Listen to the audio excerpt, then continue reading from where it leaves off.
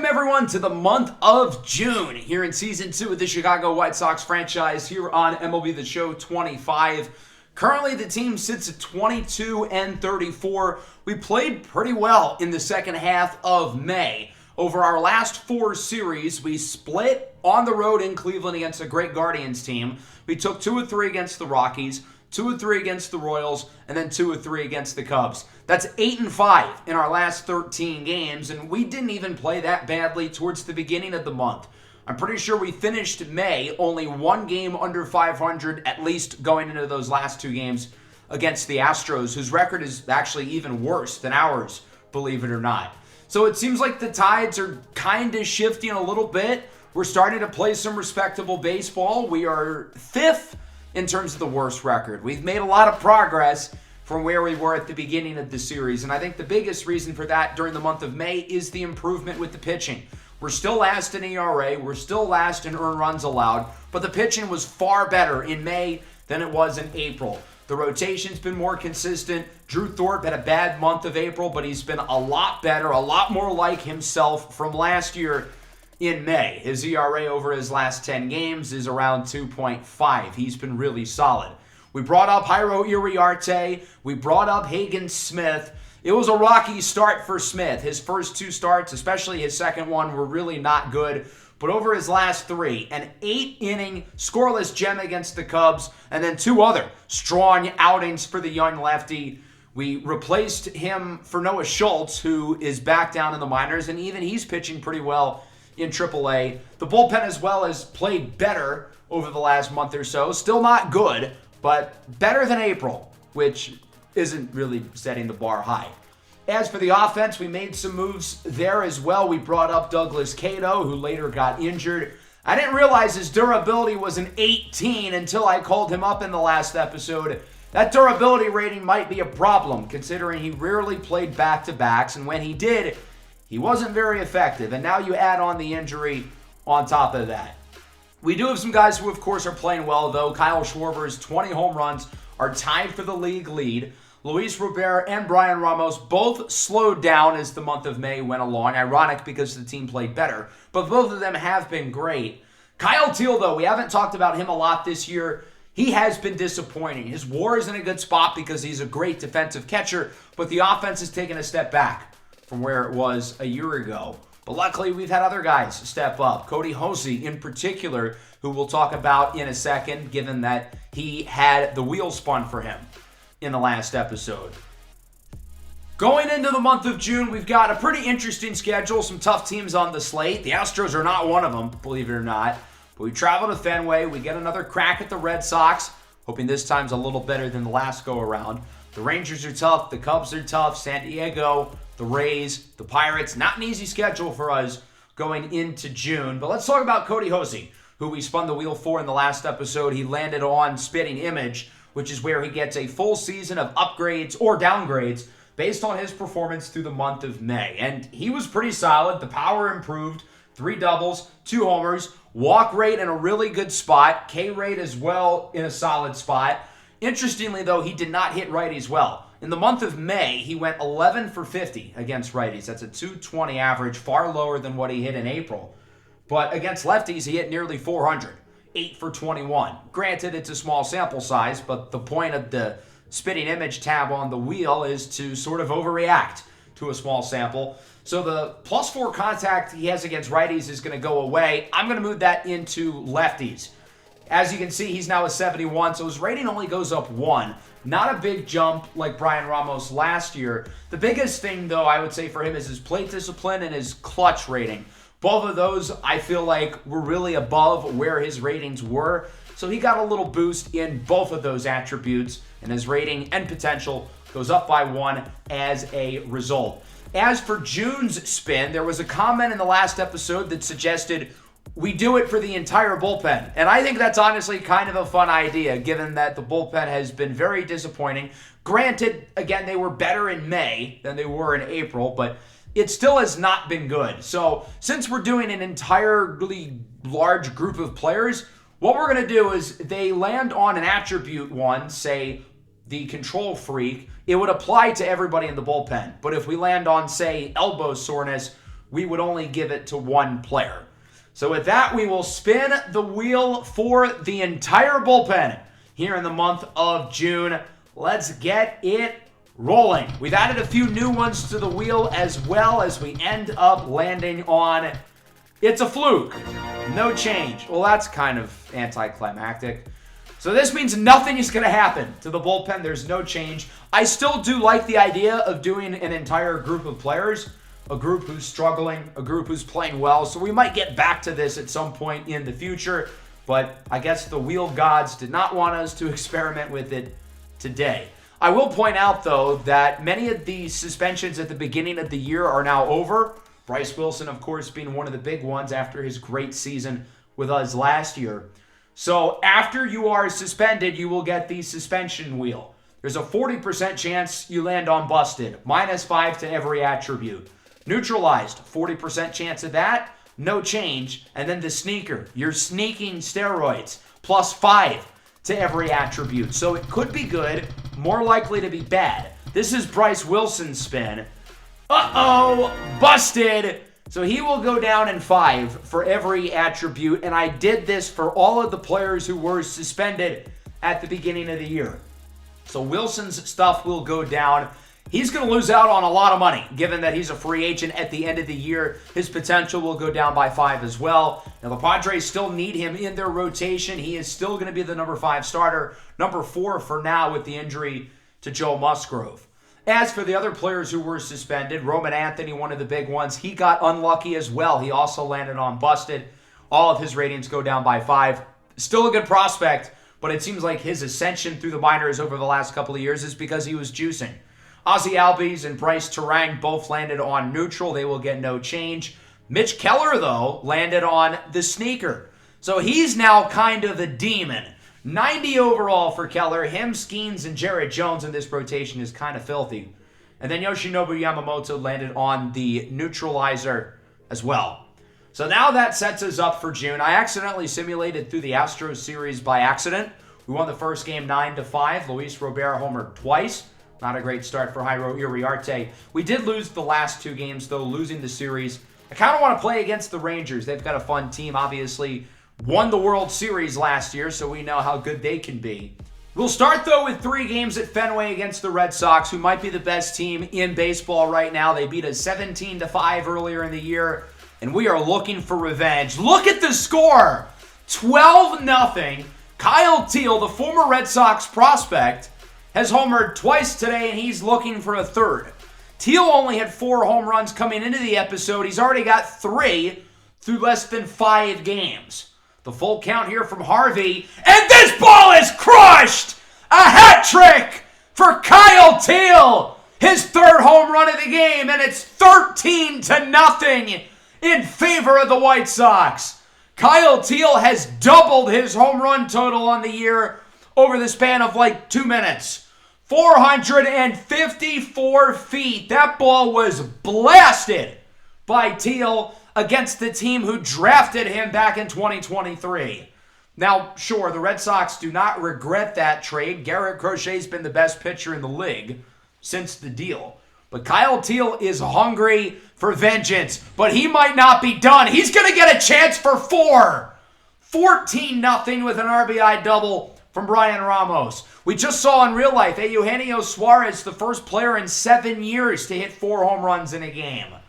Behind 1-2, that is certainly not a homer on the ground, and that will likely be the final out for the White Sox offense, but not before they score 14 runs. We got our revenge on Boston for their blowout win in April.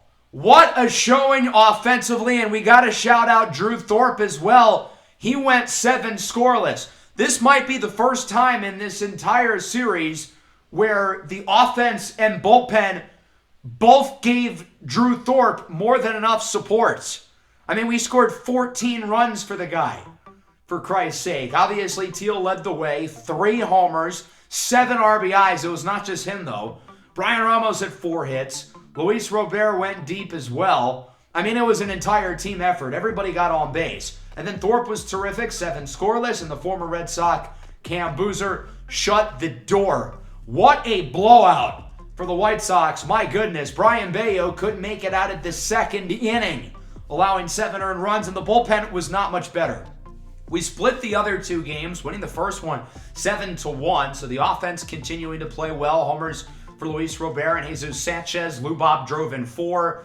8 innings of 1-run ball for Hagen Smith. That's 4 great starts in a row for Smith, who has settled in nicely to the big leagues. We did pitch with him in the last episode, and we haven't gotten to use Bailey Falter yet, so I kind of want to pitch this second game. We'll simulate through the first one. Jonathan Cannon on the bump against Nathan Eovaldi. We end up losing 3-2. Cannon wasn't that bad, but I still feel like he's been a major disappointment this season, especially considering he was a 93 overall for the first month of the year. So we'll see what Bailey Falter can do here against the reigning World Series champion Rangers, who have been good but not great so far this year. They have enjoyed some strong production out of the rookie Robbie Girard, who they drafted in the first round out of South Dakota State. And remember, we almost picked him. Oswaldo Escobedo was not supposed to make it to the 10th pick, and assuming he did not fall, Robbie Girard would have been our guy. He'll face off against fellow lefty Bailey Falter, who over his last 4 starts has been really good. 2.31 ERA, 1.11 whip. For a pitching staff that has lacked consistency, Bailey Falter's been one of our best arms so far this season. I'm not sure if we're looking at him as a long-term piece or anything, but he's been pretty good this year. 3.96 ERA, 1.35 whip, low walk rate, solid K rate. He's been really solid for us, especially as a lefty. And we'll get to see him against the South Dakota State Jackrabbit, Robbie Girard, who leads things off. And he goes down looking, paints the corner with the low 2-seam fastball. That's been Falter's most effective pitch this year. A lot of lefties high in this Rangers lineup. This is Corey Seager up the middle. Andrew Monasterio getting the start at shortstop today. He will make the throw over to first. It's a 1-2-3 start for Bailey Falter as we go to the bottom half of the frame and we take a look at the veteran righty Tyler Mahle. 4.21 ERA, 1.29 whip. He's been very respectable this year for the Rangers as he will face off against Luis Robert with 2 away. Lou Bob's average up to 284 as he rips a liner into left field. It's got some carry at the track, at the wall. It's gone! Luis Robert goes deep again, and the White Sox are on the board first. They lead at 1-0. Home run number 17 on the year for Luis Robert, who is second in all of baseball in RBIs. What a season he has had. I mean, he's turned into one of the best players in Major League Baseball, and that contract in a couple of years is going to cost a lot of money. He's made himself plenty of cash since we started this series. Into the second, Josh Yonyan to right. Sanchez is going to head back. He's going to play it conservatively, not go for the big dive, risk it rolling to the wall for a double or a triple. Josh H. Smith, that ball gets away from Teal. Yon headed for second, and he is safe off the wild pitch. So now there's a runner in scoring position. The Rangers with a nice chance to bring him in for the former White Sox third baseman, Jake Berger, who goes down on the splitter. Falter gets through the second as it remains 1-0. We'll go bottom 2, middle of the order up for Chicago. Kyle Teal, of course, has not had a great year, but he's been awesome over the last week or so. Hits this one high and deep in the left center, and that one goes off the wall. I thought that was going to be his 5th home run of the last, 6 or 7 games. Instead, it goes for a double. That works, too. Runner in scoring position and nobody out for Cody Hosie. 2.99 average as he belts this one off the leg of Mahle. Young's throw to first, not in time. Infield single for Hosie. Mahle's a little bit banged up. He's going to tough it out and stay in the game. But he's got quite the sticky spot to get out of with runners on the corners and nobody out. A big spot in this game for the right fielder, Jesus Sanchez. Rips it to first. It's caught by Berger. Tags the runner. Double play. A 117-mile-an-hour double play. It does not get more unlucky than that. Zach DeLoach is up. Rips a liner into right. But it is caught to end the inning. So after Mahle got belted on the leg and the White Sox had a pair of runners on the corners with nobody out. We bring home no one. I don't even think that was ineptitude. I think that inning was just bad luck. As we go into the third, Kyle Higashioka goes down looking. Nice pitch by Falter.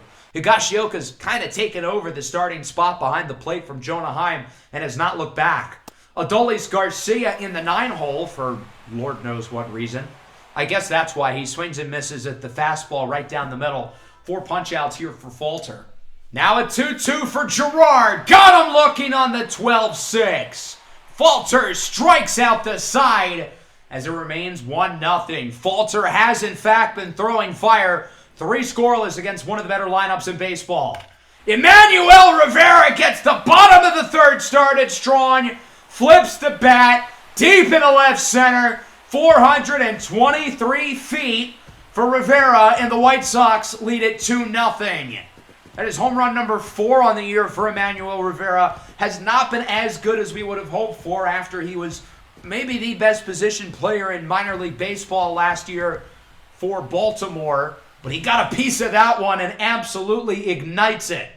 2 away. Luis Robert homered earlier, looking for his second hit of the game as Gerard will not make the play. Lou Bob's going to be aggressive. Heads for second. He is safe. A ballsy decision to go for extras, but it pays off. His 13th double of the year. In scoring position for the almighty Brian Ramos. He sends it up the middle. That goes for a single, and that will score Luis Robert. His aggressive base running pays off, and Chicago adds to the lead. It's now a 3-0 ball game. The forecast called for heavy rain, and I'm not talking about the weather. It's been a heavy downpour of hard-hit balls through the first 3 innings for the White Sox. And now the Rangers are going to need to respond as Ezekiel Duran leads off the top of the 4th with a single into center field. So Texas opens up the frame with a man aboard. That'll bring up Corey Seager, who puts it on the ground. Could be 2. Ramos, Monasterio, over to Schwarber. It's a 4-6-3 double play. Ramos has primarily played second base this year, and he's adjusted well after that horrible series against the Dodgers in March where he had 4 errors. There's a strikeout to end the frame from Jock Peterson. 4 scoreless for Bailey. Falter will go bottom half. Zach DeLoach swinging a miss on the fastball. Good inning for Tyler Mahle as he strikes out the side, and it remains 3-0 moving into the 5th. Only 2 hits so far for Texas. They've had no answers for Bailey Falter up to this point. Josh Young looks to change that, and boy, Willie crushes it into left field. That ball is way out of here. 474! What is with all of these super long home runs? In the last episode, Vinny Pasquantino hit one for 491. It feels like when other teams hit home runs off of us, they are absolutely launched. It's like batting practice for them. Nice scoop there by Falter, but he misses the throw. An E1, and Josh H. Smith heads over to second base. My pitching take is that if the pitcher is called for an error and the run scores, it should still be an earned run.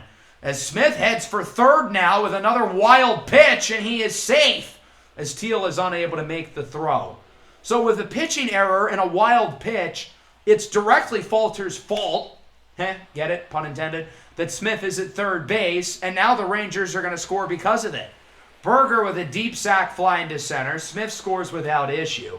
And it is now a 3-2 ball game. Luis Robert's got a strong arm, but it ain't that strong. 1-1 for Adolis Garcia. This one up the middle. Monasterio blocks it. Throw to first. There will be none. It's an infield single for Adolis Garcia.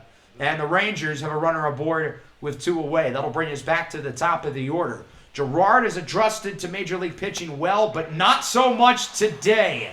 0 for 3, 3 punch-outs. Has not been his afternoon, as that will bring us to the bottom of the 5th. Emmanuel Rivera up for the White Sox, and after homering his last at-bat, he got a little trigger happy there. Chases the high cutter. 3-2 for Andrew Monasterio. He hits the outside fastball into center. Cup shot. Nearly hit Robbie Gerard in the nuts. They'll go for a single for Monasterio. Normally, he's a guy who looks for the walk. He's got better plate discipline than just about anyone on our team, other than maybe this guy, Kyle Schwarber. but he does swing at the outside fastball there. That was not your pitch, Mr. Schwarber. Luis Robert now, 2 hits today, looking for a third as this one goes into left center, but it will be caught by Robbie Girard. So Mahle gets through the frame. It's 3-2 going into the 6th. Falter's leash is short, but the Rangers have 2 lefties up. I want to keep Falter in for these guys. Problem is, Corey Seager singles into center, so there's one. We'll see with Jock Peterson now, probably the final batter, regardless of the result that Falter will face off against today. 3-2, draws a walk. In hindsight, we probably should have brought in one of the lefties out of the bullpen. So Falter's day is done. 5 1/3 innings, 2 runs allowed, only 1 earned, at least so far. We'll see about the 2 runners on base currently. Joe Ross will come in to replace him. Normally, we like to throw in Ross later in the game, but this is a high-leverage spot, and we feel like we need him now, even though he hasn't been very good this year. Josh Young looking for his 3rd hit of the game. He'll get it. Singles into right. The Rangers are going to hold their runners, wisely so, and the bases are now loaded. You know, if this was us, this ball would be on the ground. We'll see if Josh H. Smith has other plans. He draws a walk. Not ideal. With the bases loaded, you got to keep it in the strike zone. So Seager scores, and the game is tied at 3. Jake Burger now, the 1-2. Burger belts it into right for a single, and the Rangers take the lead 4-3. I'll take a burger along with the fries in the bag, buddy. Joe Ross faces off against 3 batters. They all get on base, and we're going to take him out of the game before he can record a single out. So we're down by 1. The bases are loaded, only 1 away. This could get ugly fast. We're going to turn to Hayden Wisniewski, who I think has been our best reliever this year.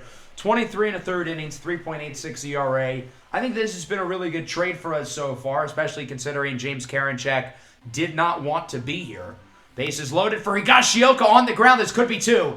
Ramos, Monasterio over to first. Double play, inning over. What a flip at second base by Brian Ramos. Now the Rangers do score 2. They take the lead, but that could have gone a lot worse.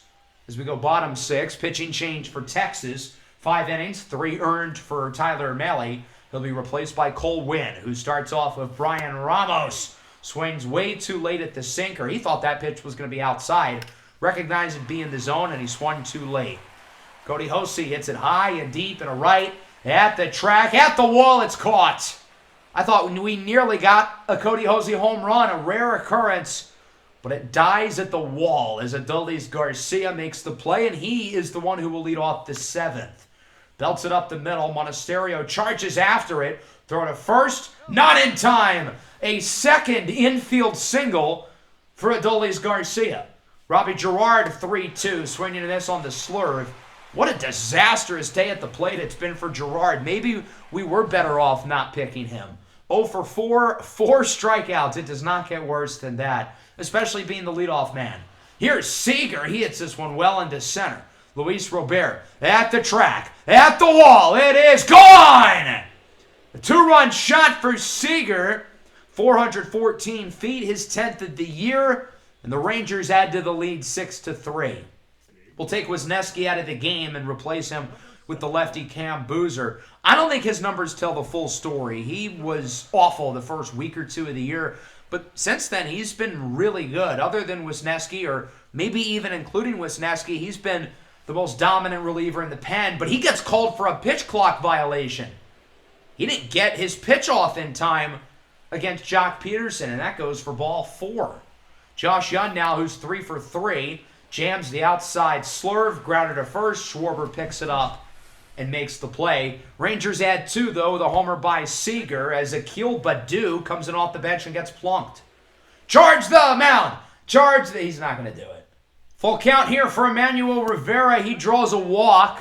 We've got 2 on. Cole Winn starting to lose command, and he'll be taken out of the game swiftly, as it's Shelby Miller, the former top draft pick and top prospect, who's carved out a nice little role as a reliever. 4.44 ERA. He'll face off against the big fella. Who wants a Schwarber? Man, I thought that was the pitch. Slider right down the middle, but he whiffs it. Count even 2-2. Second time's the charm! Why did he give him another slider down the middle? 454 for Schwarber. As that one goes into the right center field seats, Home run number 21 on the year for Kyle Schwarber, and the Chicago White Sox tie it at 6. This has been quite the ball game. Both offenses with some big plays, some impressively long home runs, as Luis Robert looks to join the fun. Into right field, that one scrapes over. Okay, I didn't think that one was getting out. And I certainly didn't think it was staying fair. His 18th of the year, second of the game, and the White Sox have taken a 7-6 lead. What a game it has been for Luis Robert. We'll see if we can add to it with Brian Ramos as Berger deflects it, flips it over to Miller in time. That was a close one. Big inning for Chicago. They've seen what the Rangers have done over the last few innings. So they say, well, you can do, I can do better. They get 4 into the 8th. Berger into center. That goes for a hit. Robert again playing it safe. He knows that that ball gets by him. That's a double at minimum, maybe a triple with this deep outfield. We're going to take Boozer out. Instead, it'll be Enoli Paredes into the game for the White Sox. He's been very up and down this year. We're waiting for him to be a little more consistent. Righties and lefties are hitting above 300 against him, but his ERA is barely at 4. Kyle Higashioka singles into left, and now there's 2 on and 1 away for the Rangers as they look to potentially take this lead back. It'll bring up Adolis Garcia. This one on the ground could be 2. Monasterio, Ramos, Schwarber in time. Enoli Paredes gets out of it. There's a Paredes inside my city. Yeah, 7-6. As we go to the bottom of the 8th, Josh Sabors is in out of the bullpen for the Rangers, 2.93 ERA. Against Hosie up the middle, that goes for a hit. Another base runner here for the White Sox. Our offense over the last 3 weeks seriously has been one of the better units in baseball. Of course, the 14-run game against Boston. Having another strong outing today as Jesus Sanchez draws a walk. I'm pretty sure all 9 of our starters have now gotten on base at this point. Akil Baddoo, that one up the middle. And it is deflected by Seager, and there's going to be no play. The bases are loaded for the White Sox. It'll officially be an infield single for Baddoo. How will we screw this one up? Emmanuel Rivera, 1-2 on the ground, on brand. 4-6-3. We had the bases loaded, and we scored nobody. Wow, who could have seen that one coming? Penn Murphy in for the save. He has not been very good this year. 10 of 16 in save ops. He's got the top of the order up for the Rangers. We'll start with Robbie Girard. At the very least, just put the ball in play. For the love of God, he's 0 for 4 with 4 strikeouts. But here he is, the Jackrabbit, into left center field. That one's going to roll to the wall. And Robbie's got some wheels. He's in scoring position with nobody out. Golden opportunity for the Rangers to tie this game. There's no excuse for them to not make this happen. Ezekiel Duran on the ground. Not a bat at bat because it moves the runner to third. You could argue it would make sense for the White Sox to go with an intentional walk here, set a force out at second base, avoid Seager. But we trust Murphy, and it pays off as he goes down on the sweeper. That pitch had some filthy movement. And now it comes down to Jock Peterson. The Rangers down to their last strike. This one is hit sharply to short. Monasterio fields it cleanly. Throw to first is in time, and the White Sox win it 7-6. Really exciting game, all about the long ball. 471-foot home run for Josh Young. Corey Seager going deep as well for the Rangers, while we had 4 homers.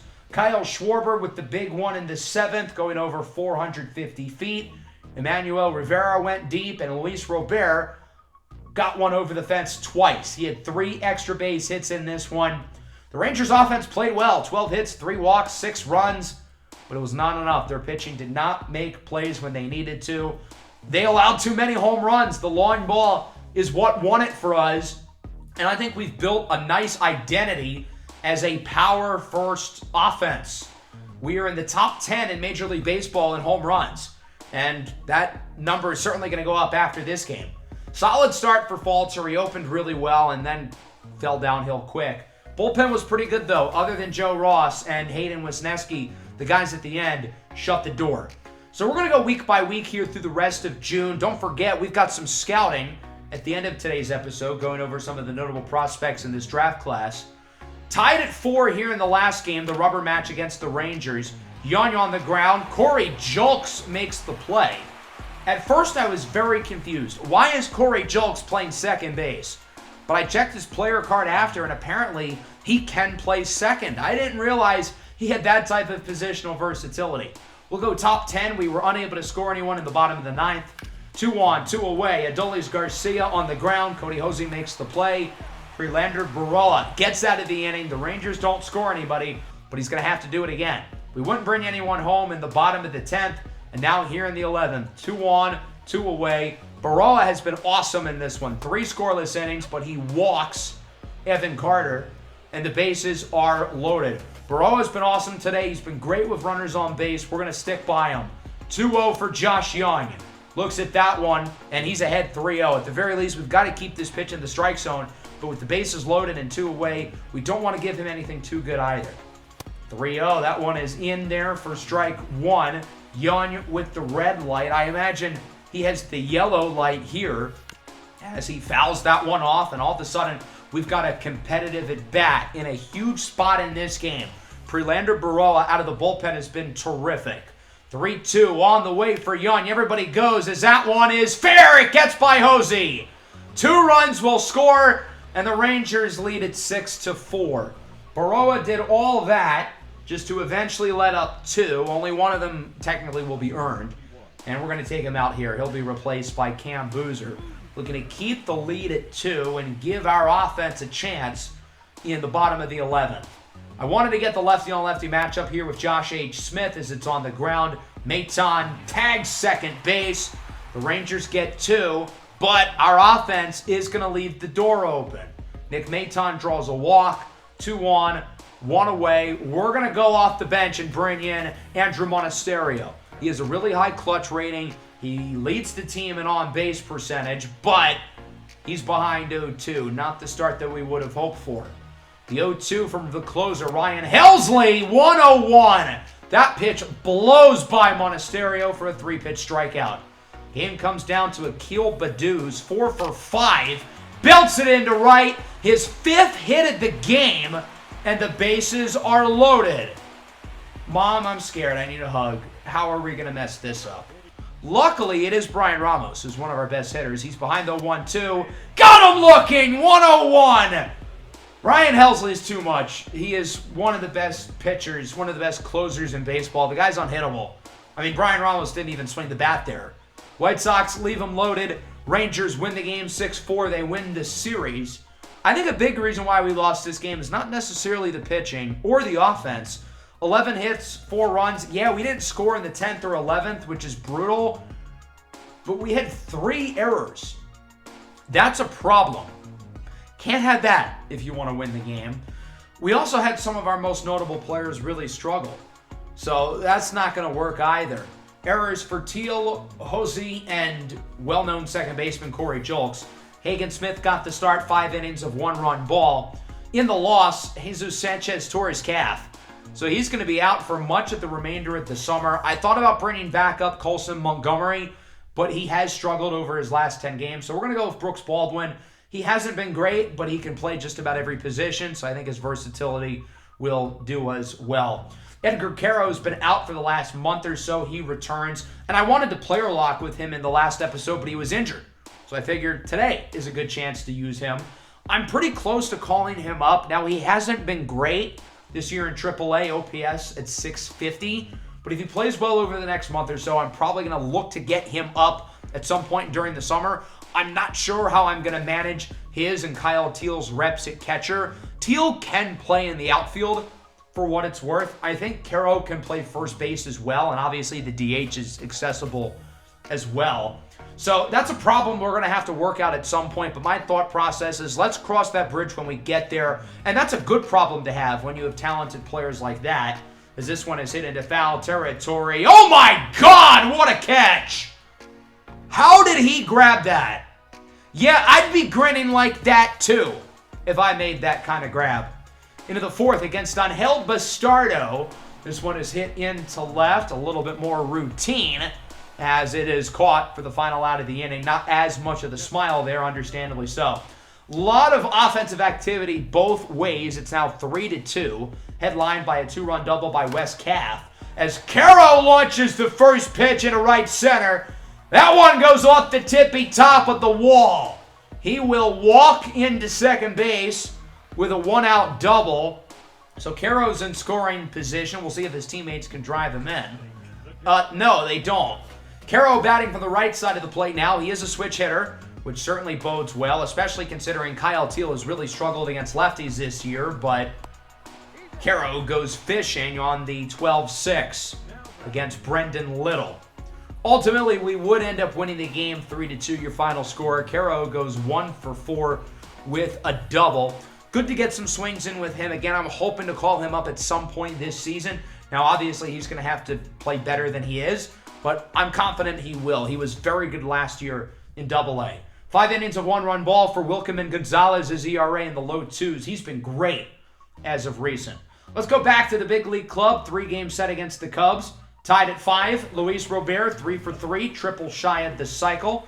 OPS has gone up to 936 as he faces off against Tyson Miller. Robert belts this one into the gap. Hey, this has a chance for 3. Rounding first, heads to second, and unfortunately, we're going to hold him.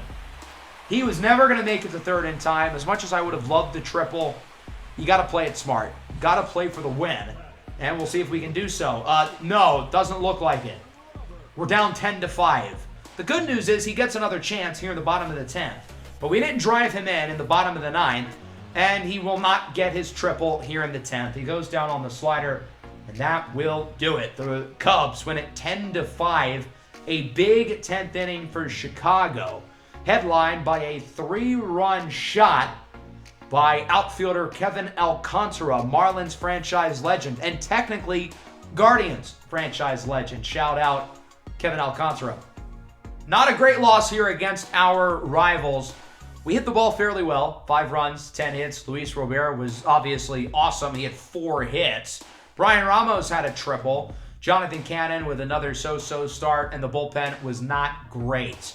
Here in this series against the A's, look at that score. We're up 7-0. Brian Ramos is a home run shy of the cycle, and he got a little aggressive there. It goes down on the slider against John Brebbia.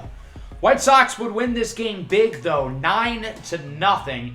Our offense is on another level. I don't know what has gotten into these guys, but they are mashing the baseball. As I said earlier, we've been one of the better offensive units in baseball over, at this point, almost the last month. Luis Robert with 3 hits, 2 for Schwarber, 3 for Ramos. No home runs, while Drew Thorpe went 7 scoreless.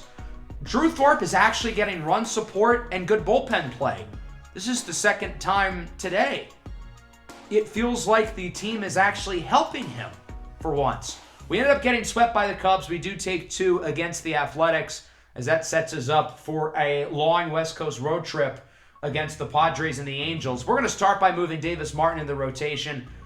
Jairo Uriarte has been brutal. There's no way around it. We're going to move him to the bullpen. So here against San Diego, finally a low-scoring game. 2-1, bottom 9. Fernando Tatis Jr. is up for the Padres, and he chases the sweeper. Great pitch by Penn Murphy, who's in for the save. Now against Manny Machado, this one on the ground, this could end it. Ramos, Maton, Schwarber, night! 4-6-3 double play. The White Sox have won 3 games in a row after a 5-game skid. Bryce Wilson was on the mound for the Padres.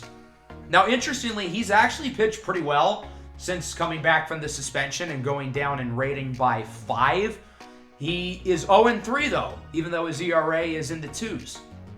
He is not getting any help. He is their version of Drew Thorpe, I guess. Oh, that's not good. Cody Hosie, torn ACL.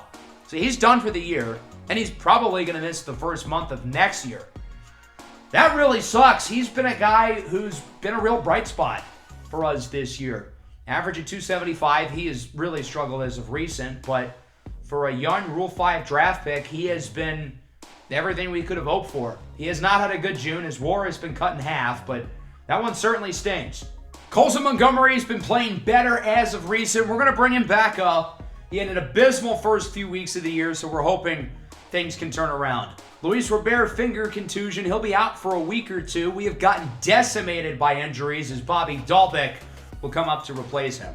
So now a series against the Angels. The bases are loaded here. It feels like everything is kind of crashing down back to earth for us. The team isn't playing as well. We've lost 3 starters in the last week. Obviously, we're not going to take advantage of the... Oh. Huh. You know, I did not have a Bobby Dalbec grand slam on my bingo card today. But I'm not complaining. First home run of the year could not have come at a better time, and that ends up being the difference. Zach Neto brings home another run for the Angels, but it will not matter. We win the game 5-3 with a grand slam by Bobby Dalbec and another great start for Hagen Smith. I think that's 5 or 6 games in a row at this point where he's been really good. This does not look like a fluke. Hagen Smith, whose ERA is down to 3.04, is the real deal. What happened in this next game against the Angels? Another low-scoring matchup, tied at 1. We're going to bring in Brian Ramos off the bench, 4th in AL third base all-star voting. He's got a real chance of making it. He had a chance last year as well, but his numbers are far better this season. As this one is ripped into left field for a base hit, we're going to send the runner. That's Montgomery. Play at the plate, not in time. Brian Ramos with a pinch hit RBI single to put the White Sox ahead 2-1. We'll see if we can add to the lead. Corey Julks against Drew Smith. We're the only team who's allowed to have good pitchers with the first name Drew or the last name Smith. Although he does get out of the jam there.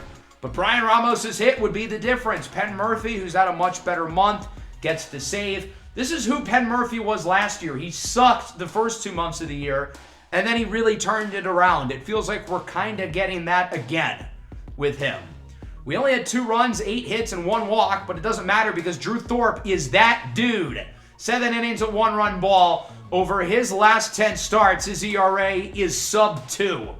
His ERA on the year has gone down to 2.91, despite the fact that he was really bad in the month of April. Now we're looking for the sweep. We've got the bases loaded again. There's no way we strike twice. Brian Ramos hits it high and deep. Hold on. Into right. At the track. No, it's caught. Okay. Well, we are going to bring home a run off the sacrifice nonetheless. I'll take it. Brian Ramos brings home the go-ahead run again, as it is now 3-2. I'll bring up Colson Montgomery, who's been okay since coming back from AAA. Hits it very well into left center, and that one will one-hop off the wall. It's 4-2. Looking to make it 5-2. Everybody's going. Play at the plate for Schwarber is in time. It is an RBI double, though, for Colson Montgomery. The White Sox lead 4-2. But check this out. The Angels would follow suit and load the bases themselves. Ryan Noda is up. Hayden Wisniewski just entered the game. Noda belts it up the middle. Ramos looking for 2, but he misses the throw for Monasterio. Everybody is safe. The defensive struggles for Brian Ramos are back. It's an E4. It's now 4-3. And more importantly, the inning stays alive for Joe Adell. This one is hit well into right for a single. We're tied at 4 and only 4. They will wisely hold the runner at third. Base is still loaded, though, with still only 1 out. And look who's up. A familiar face, Josh Rojas, the former White Sox. In the center, it's caught by Baddoo. The Angels looking for the lead, and they get it off the successful sacrifice, as it's now a 5-4 ball game. Verdugo into left. Going to be a tough play. Julks will make the grab. Big inning offensively for both sides, and the extra run is what the Angels would need. They win at 5-4. They avoid the sweep. Still a really fun series here on the road against the Angels with some really good games. A grand slam by Bobby Dalbec and a bullpen choke for good measure. Because, I mean, what's a White Sox series without that? Davis Martin's given us some solid starts up to this point since returning to the rotation, as we would win 1 against the Padres, 2 against the Angels, so 3-3 in that stretch. And given where the standard is for this team, that's not bad at all. That's 500 baseball. We've got the Rays and the Pirates at home, both teams right around 500, fittingly. Runners in scoring position, 2 away for Richie Palacios. This one is on the ground. Schwarber makes the play. And the White Sox get out of the jam with a chance to potentially walk it off. Well, we would not do that. We would also not walk it off in the 11th or the 12th We would tie it, though, in the 13th. 14th inning now, bases loaded, tied at 2. Both offenses have been a disaster today. Matt Vierling bloops it into center. That was not a good pitch to hit. Cutter way outside the zone, but it brings home 2. The Rays take the lead as it's a 4-2 ball game. Yandy Diaz now up for Tampa Bay against Cam Boozer. This one is hit well in the left. Deloach slow to get to it. He cannot make the grab. It's 5-2 Tampa Bay. Looking to bring home Vierling. It's 6-2 off the RBI double. We are going to keep Boozer in, given that it's a lefty, Brandon Lau up at the plate, and that would be a mistake. This one is crushed into right center, and it is 8-2. Tampa Bay has blown the doors off of this game, and there have been multiple instances this year where things get rough for the bullpen, and then they just fall down the pit of disparity. We let up 6 runs in the 14th to lose the game 8-2. And it's unfortunate because the 8 is a noticeable eyesore on the scoreboard, but our pitching was great. We allowed 1 run through regulation. We didn't allow runs in the 10th, 11th, or 12th. That should be more than enough to win it. Sandy Alcantara, 7 1/3 innings of 1-run ball for the Rays. His ERA starts with the number 1. He's been fantastic this year. Hagen Smith had a really good start, but we can't get him the win. He is our new Drew Thorpe. He pitches well, and we're not winning games for him. Luis Robert is back, and we're going to send down Brooks Baldwin, who has 0 hits and 18 at-bats. That was a pretty easy choice. We would win 1 game in both series against the Rays and the Pirates. Another really good start, though, for Drew Thorpe. 6 scoreless in the win against the Bucks. His ERA down to 2.74. And over his last 10 games, he has 8 quality starts, while his ERA, get ready for this, is 1.5.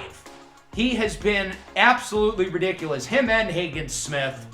And Noah Schultz is even really good in AAA. We're probably going to bring him back up soon. Before we wrap up the episode, though, we've got some scouting to discuss. The MLB draft is in the next episode. We had the 7th overall pick in this year's draft because, well, the draft lottery gods hate us. It's crazy that you can win 100 games over 2 seasons combined and end up with the 10th and the 7th picks in the draft. We have not taken much of a look at this class yet. I am excited to talk about some of these prospects. As you guys know, normally my philosophy is draft a position player in the first round and then look for value pitching-wise after that. I do want to look at some of the arms in this class, though. I like the position players. I'm comfortable with 3 or 4 guys at number 7, but there are some good pitchers in this class who I want to keep an eye on. I don't think it's a particularly top-heavy pitcher class in the sense that I think there's going to be more position players in the first round this year than normal. Do want to shout out George Groniga. Remember, he was in the draft class last year, went in the second round of the Marlins and did not sign. The George Groniga doppelganger from the Giants series is headed back to the draft after a year in junior college where he is projected a little bit higher now towards the back end of the first round. Alberto Villanueva is probably going to go in the top 3. I don't think he's going to fall to 7. We're not really going to take much of a look at him. But our scouts do believe that he is the real deal, and he does belong to go in the top 3. I think the most likely pitcher to go at number 7 is Reggie Davis. 6'1", 211-pound lefty from New Jersey. We got to see him in the Perfect Game All-American Showcase. I like his skill set. I think the ceiling is really high for him. His per-9s all look good.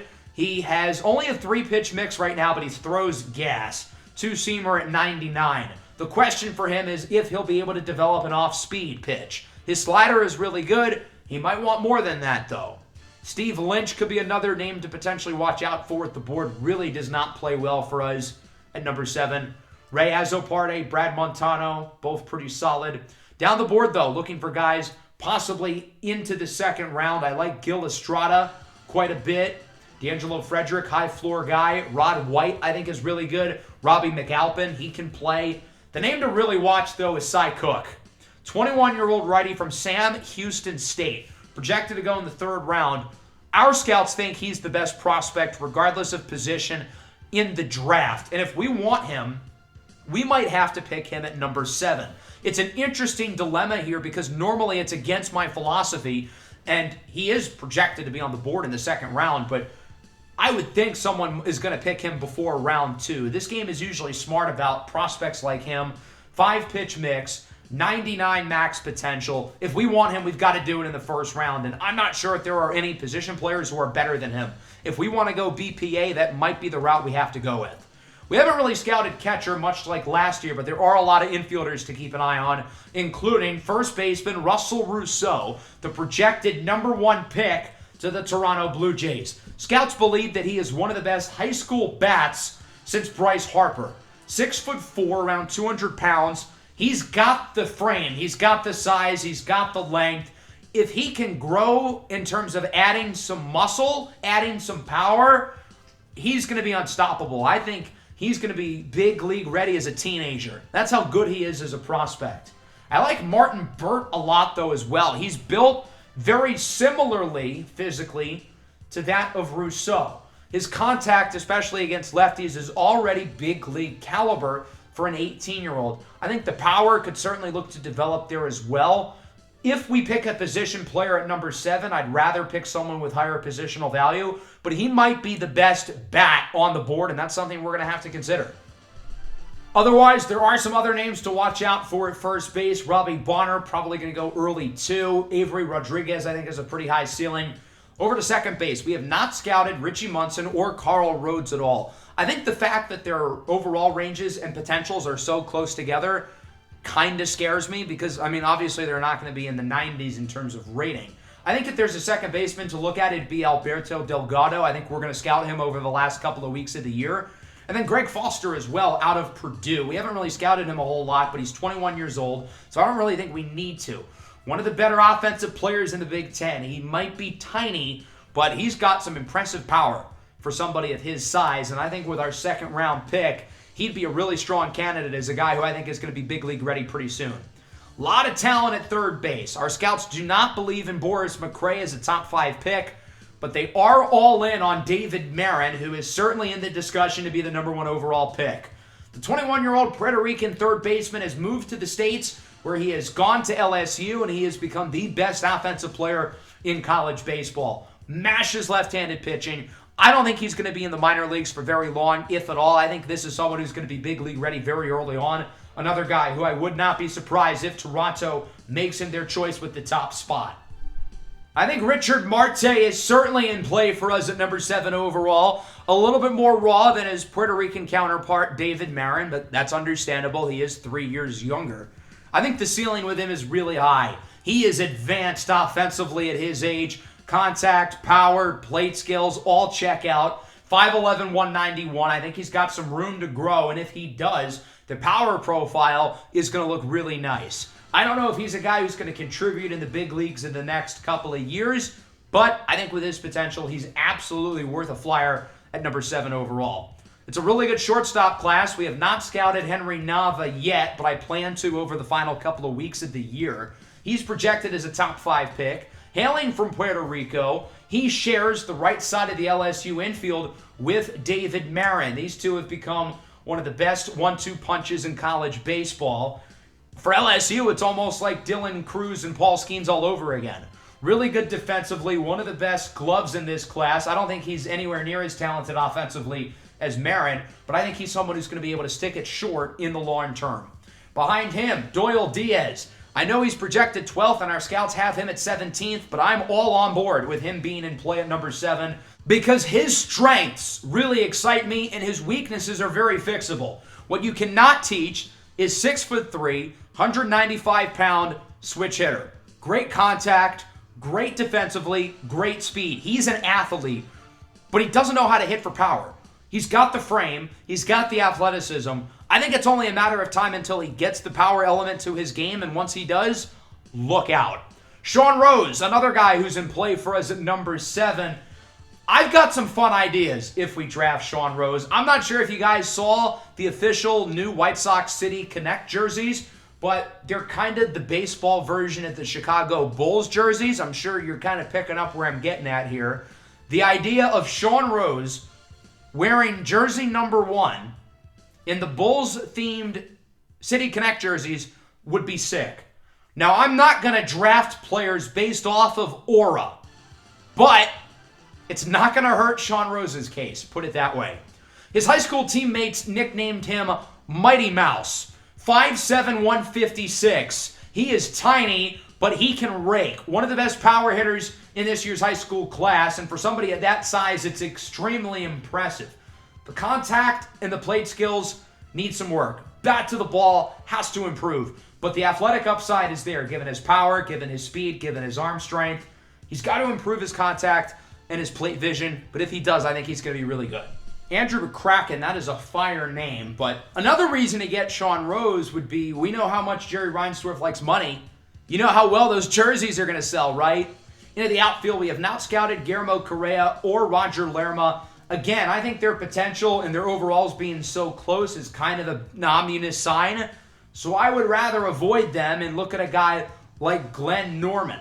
6'2", 210. I like him for a lot of the same reasons that I'm high on Doyle Diaz, the shortstop, because he's big, he hits for good contact, he's good defensively, he's fast, he has the athletic tools, he's just not a good power hitter. But at his size, given his age, there's no reason to think that's not going to be an easy addition to his game. In right field, two talented players projected in the first round. Now, our scouts are a little bit lower on these two, but I think they're both in play at number 7. Joel Santana, I think, has a pretty high floor. I don't think his ceiling is as much as you would hope for the 7th overall pick, but I think he's a guy who's going to be ready to play at a pretty young age. Lightning fast, well-rounded offensively. I don't think you're ever looking at an all-star with him at the plate, but I think you're looking at a quality starter. So you'll take that at number 7. And then Vinny Schiavo, 6'1", 180, hailing from Massachusetts. Another kid who's really fast, good defensively. I like the contact, and his power is a lot better than Santana. I think he's got a high floor, though, because he plays the game like a tenured, seasoned veteran. His plate skills are terrific. He's got a terrific eye at the plate. He doesn't whiff a whole lot, and I think that's going to make him a valuable player potentially at the top of an order if he hits his ceiling. Our scouts are not overly high on him. I don't know why. I really like his skill set. I think he's in play at number 7. Some late-round gems include Federico Soto, who we discovered did not pass his physical, though. That could be a problem. Shortstop Claude Ray is another name to watch. He opted out of his physical. These guys are very unknown, and I think them not passing or not taking their medicals certainly shows that. With 2 weeks left to go in scouting, we're going to look at Henry Nava, outfielder Caden Layton, and then Andrew McCracken. I think we've done enough scouting on the pitchers. We kind of know what to expect, but I want to look at some guys, not just with our first-round pick, but also our second-round pick if we go position player there. That sets us up for the draft in the next episode. Let me know who you want to see us pick down below in the comments. And as we get closer to the trade deadline, we're going to have to figure out contracts or potentially trades for many of our notable players. That includes Luis Robert. His trade value is sky high. A year and a half left on his deal for a guy who is in the running for Silver Slugger. He leads center fielders in Gold Glove. We could get a lot for him. We've got to consider it.